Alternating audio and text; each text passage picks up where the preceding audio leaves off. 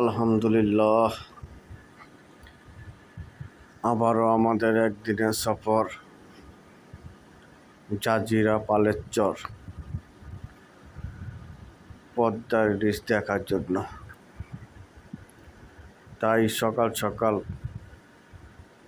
Kadamtali Tanaka পাম্পের সামনে আমাদের সবাই আস্তে আস্তে একজন করে আসতেছে।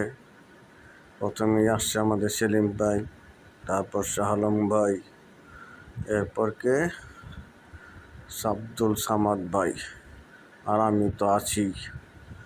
আমাদের আরও একজন আছে, ওনারে ফোনে বইলা দিলাম আমরা রাজদরবার হোটেলে পরোটা ভাজি খাবো ইনশাল্লাহ।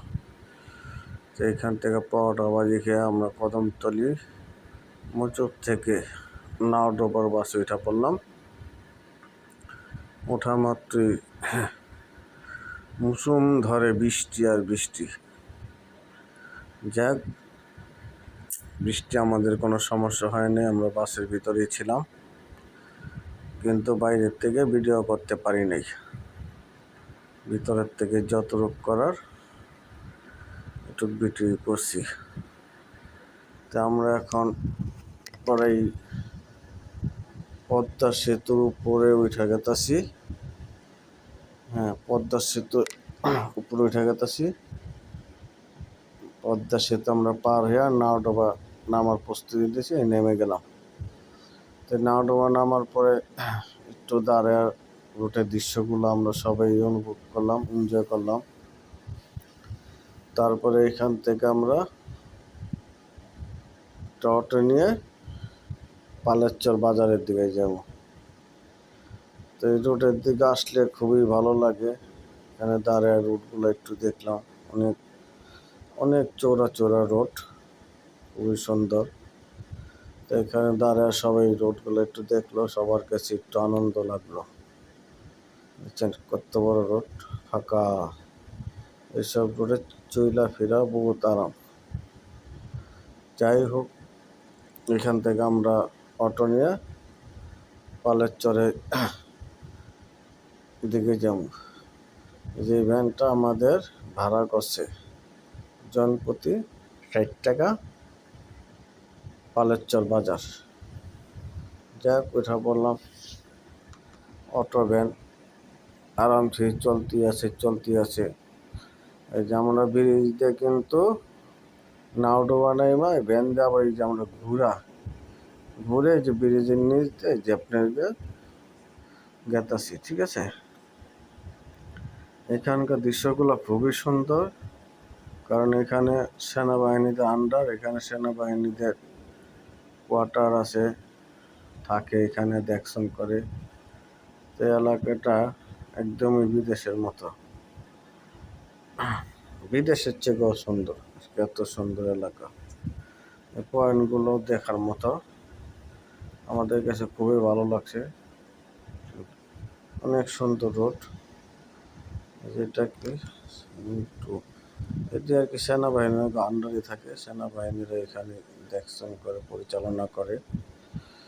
তো দুই সাইডের দৃশ্যগুলো আমাদের খুবই সুন্দর লাগছে।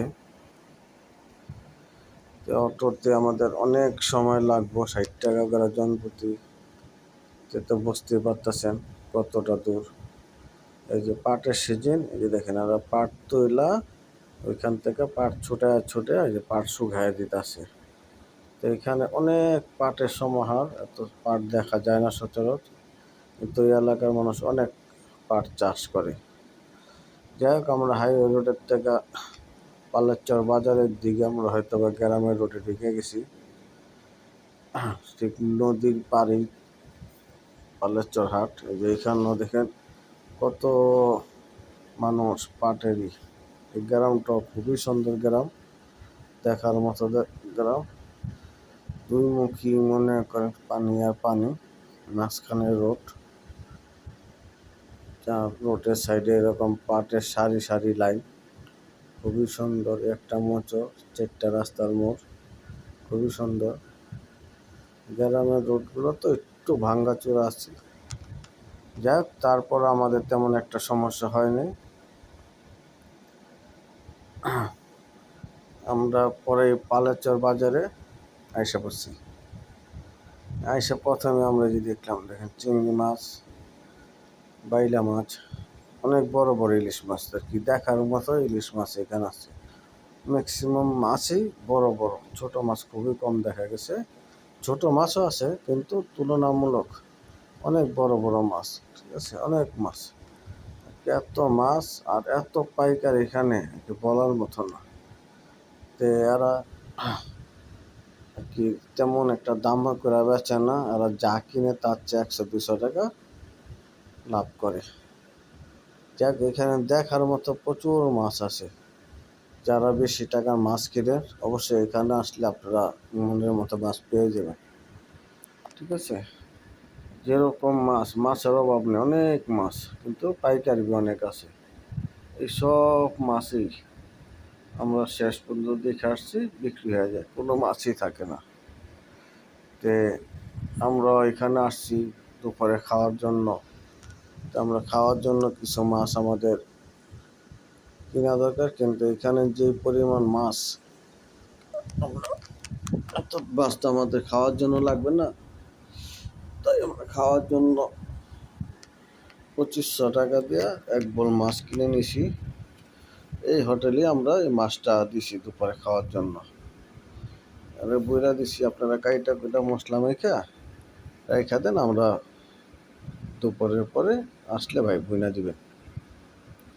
তারপর মাছ দিয়ে আমরা একটু ঘোরাঘুরি করলাম বাজারের ভিতরে। এই দোকানের রং চা অনেকেই ভালো, কেউ আসলে এই দোকানে চাটা খাইবেন। রং চা খুবই মজার, আমরা এখান থেকে কয়েকবারই চা খাইছি, ভালো লাগছে। কিন্তু আমাদের রাশিটাই খারাপ, যখনই বের হই তখনই বৃষ্টি আর বৃষ্টি। এই বৃষ্টির জন্য কিন্তু আমরা বেশি একটা করা পারি নাই।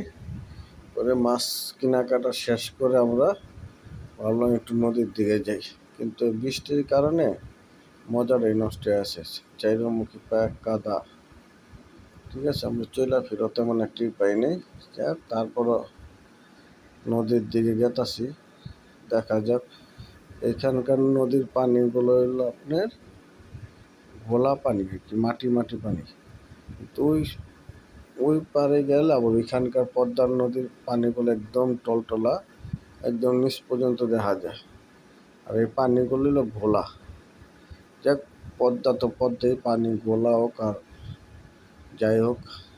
তো এখানে এক ভাই মাছ ধরতেছে, জীবনের প্রথম এরকম একটা মাছেরই মারলাম, ঠিক আছে। মায়েরা পদ্মার পানিতে গোসল করাটা একটা ভাগ্যের ব্যাপার, তাই নেমে গেলাম পদ্মা নদীতে। ঘোলা পানি দেখা যায় কিন্তু গোসল করতে খুবই মজা, খুবই মজা। তারপরে আরেকটা মজা হয়েছে, এখানে বস্তা দেওয়াল আছে, আপনি বস্তার মধ্যে দাঁড়াই গোসল করা পারবেন। যাক, আমাদের গোসল মোসল শেষ করে আমরা হোটেলে এসে বসছি। এই আমাদের মাছ, আমাদের বলছি যে ভাইজান আমাদের মাছটা এখন ভুইনা ফেলান। ঠিক আমাদের কথা মতো উনি তেল গরম করে মাছ বোনার কাজ শুরু করে দিয়েছে। তো এই আলাম মাছটা একটু সময় লাগবে বলতে, এই কারণে আমরা একটু বাইরে বসে অপেক্ষা করতেছি যে ঠিক আছে উনি মাছটা ভুনুক, কারণ ভিতরে বসা যায় না, ধুমায় চোখ জ্বলতেছে। তাই আমরা একটু যে বাইরের দিকে একটু সময় পার করতেছি। তে আমাদের এখন মাছ বোনা হয়ে আছে, মাছ টেবিল এসে পড়ছে। এই যে এই মাছটা হলো সামাদ রিজিকে আছে, আল্লাহ পাক এই মাছটা রিজিকে রেখা দিছে। এই মাছটা রিজিকে রাখছে হইলো আমাদের সেলিম ভাইয়ের, ঠিক আছে। আর কি কল্পনা করি না আমরা এখানে যে আলম মাছ দিয়ে ভাত খাবো। তারপরে এই মাছটা রিজিক আছে বাইগনা নূর হোসেনের, তে নূর হোসেন বাইগনাও মাছটা নিয়ে নিছে। তারপরে কার এটা হচ্ছে আপনার শাহ আলম ভাই। এই আলম মাছ শাহ আলম ভাই রিজিকে, এটা আল্লাহ পাক লেখা রাখছে, এটা শাহ আলম ভাই খাবে। তে আমার জন্য একটা আছে, আমিও আপনাদের দেখাইতেছি। এই মাছটা হলো আমার রিজিক আল্লাহ পাক রাখছে, এই মাছটা আমি খাইতে পারছি শেষ পর্যন্ত। তো খাওয়া দাওয়া শেষ করার পরে ঠিক হোটেলের বাইরে আবার আমরা একটু চেয়ার লাগিয়ে বৈশা রেস্ট নিলাম। এর ফাঁকে একটু রং চা খাই নিলাম। আর রং চাটা খুবই ভালো, কিন্তু এই লোকের 20টা টাকা আমরা দিয়ে আসতে পারিনি। কিন্তু আবার যদি কোনো সময় যাই ইনশাল্লাহ দিয়াম। আমরা ভুলে এসে করছি, খেয়ালই ছিল না। তাহলে আমরা এসে করছি। এই যে পালেচার বাজার, এটা হলো শেষ বিকেলের বাজার, কোনো মাছ নেই, কিছু নেই। এই যে কয়েকদিনের স্বল্প কটা মাছ আছে, আর বাকি মাছগুলো সবই বিক্রি আছে। কিন্তু আমরা যখন আসি মানুষ আর মানুষ ছিল, অনেক বেচা কিনা হয়েছে। তো মূলত মাছের জন্য এই বাজারটা বেশ, অন্য কিছুর জন্য না। যদি ইলিশ মাছ বা নদীর কোনো মাছ খাইতে চান তাহলে অবশ্যই পালেচর বাজারে আপনারা আসবেন। তো আমরা খাওয়া দাওয়া এমনি করা সব কিছু কমপ্লিট। এখন আবার আমরা ঢাকা উদ্দেশ্যে ইনশাল্লাহ রওনা দিলাম। তো আস্তে আস্তে গ্রামের কিছু দৃশ্য, অনেক সুন্দর এই ঘরটা, অনেকই সুন্দর। এরকম অনেক কিছু ঘর আমাদের চোখে পড়ছে। মসজিদটা খুবই সুন্দর, আল্লাহর ঘর মসজিদ অনেক সুন্দর। তো কিছু কিছু ভিডিও আমরা করছি, কারণ ক্যামেরা সবসময় চালু ছিল না, হঠাৎ হঠাৎ চালু ছিল। যাই কিছু চোখে পড়ছে ওইটি ভিডিও করে আপনাদের দেখানোর চেষ্টা করতেছি। এই যে যাওয়ার সময় এলাকাটা আমাদের চোখ নজর কাছে, আসার সময় এই জায়গাটা আমাদের খুবই ভালো লাগছে। হ্যাঁ, দেখেন রাস্তাঘাটগুলো খুবই সুন্দর, তেমন কোনো ভাঙাচোরা নেই। এই যে আমরা হাইওয়ে রোডে, হাইওয়ে রোডটা ঠিক হাইওয়ের কাছে, হাইওয়ে আর কি, এই রোডটা একসময় আর কি বড় রোড ছিল, বাস চলাচল করতো। এখান থেকে আমরা একদম মনে করেন আবার এই যে পদ্মা সেতুর কাছাকাছি আসবে, যে জায়গাটা খুবই সুন্দর, বিদেশি মাছ দেখা যায় বলছিল, ঠিক সেই জায়গায়। তো এই পয়েন্টের ভিতরে এসে আমরা কিছু ভিডিও করলাম। এই জায়গাটা মানে খুবই সুন্দর, খুবই দেখার মতো। এখানে আপনারা ইচ্ছা করলে অনেক ছবি তোলা পারবেন, তাও আপনাদের মন ভরবো না, এত ছবি, এত সুন্দর জায়গা। তো আমরা এখানে আমাদের যে ব্যান্ডটা রাখা, আমরা এখানে একটু মনে করেন ভিডিও করে নিলাম। এই যে আমাদের সামাদ ভাই কোন ধ্যানে আছে, পেন্সিলের চিন্তা করতেছে, ঠিক আছে, পেন্সিলের মানে মিল করতে পারতেছে না, ঠিক আছে, চিন্তা আছে। সেলিম ভাই খুব এনজয় করছে। সাঁতার পারে না ঠিকই, কিন্তু সাহস করে মনে করেন পদ্মা নদীতে নেমে গেছে গা। যতটুকু এনজয় করছে, খুবই মজা পাইছে পদ্মার ভিতরে গোসল করে, কিন্তু সাঁতার পারে না। এই যে দেখেন পয়েন্টটা খুবই সুন্দর। পয়েন্টের মাঝখানে যে গোল চত্বর, এটা সুন্দর গাছ বিনা রাখছে, গাছগুলো অনেক সুন্দর দেখার মতো। যাক, আমাদের এখানে ছবি তোলা, ভিডিও করা সব কমপ্লিট। এখন আমরা নাওডোবার দিকে যাইতাছি। তো এখান থেকে একজনে বলছে নাওডোবা বাজারে রসমালাই নাকি খুবই মজা, তারপরে ছানা অনেকেই মজা। এই যে আমরা পদ্মা ব্রিজের নিচে এসেছি, কিন্তু এই পদ্মা ব্রিজের নিচ দিয়েই আমরা নাওডোবা বাজারে যাব। ওইখানে আমাদের টার্গেট, আমরা দই, মিষ্টি, রসমালাই, ছানা যাই পাই আর কি, যেটাই আমরা টাটকা পাবো ওইটাই খাওয়ার চিন্তা ভাবনা। এই যে পদ্মা সেতু থানা, এই পদ্মা সেতু হাইওয়ে রোড, ঠিক আছে, এটাই মেন রোড। আমরা এত সময় ছিলাম শাখা রোডের দিকে। এই যে ডাইন দিকে যে রোডগুলো দেখতেছেন, বাম দিকে এই রোডগুলোই মেন রোড। তো আমরা এখান দিয়ে আমরা এগুলো যাবো কই, নাওডোবা বাজারে। নাওডোবা বাজারের দিকে গেতাছি। এই যে আমরা নাওডোবা বাজার আইসা পড়ছি ইনশাল্লাহ। আইসাই আমরা প্রথমে একটি মিষ্টির দোকান পাইছি, এই যেটা মিষ্টির খাম্বির, এটা দিয়ে মিষ্টি বানায়। তো এই রসমালাইগুলো আমরা ইনশাল্লাহ খাবো। আমাদের ছানা নেওয়া হয়েছে, প্রথমে আমরা ছানা খেয়ে নিলাম। ছানা খাওয়ার পর আমাদের আসবে রসমালাই। তো এই ছানা আর রসমালাই খাওয়ার পরে আর যে কিছু খামো ওই রকম আর রুচিতে এলো না কি। এটা খাইতে খাইতে এত খায়া ফেলাইছি আর কি, আর কিছু খাইবারই পারলাম না, ঠিক আছে। একদম গরম গরম মনে করেন রসমালাই, মাত্র টাটকা, আর বানিয়ে এখানে রাখছে। তো দেখে আমাদের মন বেড়ে গেছে গা। যাই, আমরা এই যে ছানা খাইতেছে, ছানা পর্ব চলতেছে। ছানা খাওয়া শেষ হইলে আমরা এই যে ছানার পর্ব আমাদের শেষ। এই যে রসমালাই দিছে আমাদের, এটা হলো ঠান্ডা ফ্রিজের রসমালাই দিছে, কিন্তু গরম দিয়ে আছে। পরে আমরা গরম খাইবার চেয়েছিলাম, উনি এক বাটি আমাদের ফ্রি গরম আমাদের খাওয়াইছে, খুবই মজা লাগছে। মিষ্টিওয়ালার ব্যবহারটা খুবই ভালো ব্যবহার, খুব মজাদার মিষ্টি। তো এখান থেকে আমরা এই যে নাওডোবা বাস স্ট্যান্ডে এসে পড়ছি। এই বাসে করে ইনশাল্লাহ আমরা কদমতলী আসবো। এখানে আমরা বাসে উঠে গেছি, কারণ বাংলাদেশের বাস তো লোকাল বাসের মতো সিটে বসে নেয়, দাঁড়ায় নেয়।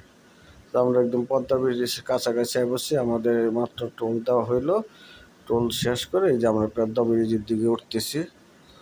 অ্যাকচুয়ালি পদ্মা ব্রিজটা দেখার মতো সুন্দর ব্রিজ। এই ব্রিজটা অ্যাকচুয়ালি যারাই এই ব্রিজটা ব্যবহার করে সবাই বলে যে না, অনেক সুযোগ সুবিধা হয়েছে এই ব্রিজটায়। যাই হোক, আমাদের এখন আরেকটা ব্রিজ দরকার, পাটুরিয়া মানিকগঞ্জ। ওইখান দিয়ে একটা ব্রিজ হইলে মনে হয় বাংলাদেশ যাতায়াত ব্যবস্থা পুরা বাংলাদেশের মানুষের জন্য সুযোগ সুবিধা দেব। যারা এই ক্ষমতায় থাকুক, এর প্রতি মনোযোগ আকর্ষণ করছি। পাটুরিয়া ব্রিজটার দিকে আপনারা খেয়াল করবেন। যাই হোক, আমরা একদম শেষ পর্যন্ত বসি। আল্লাহ হাফেজ, আবার পরবর্তী ভিডিওতে দেখা হইবে।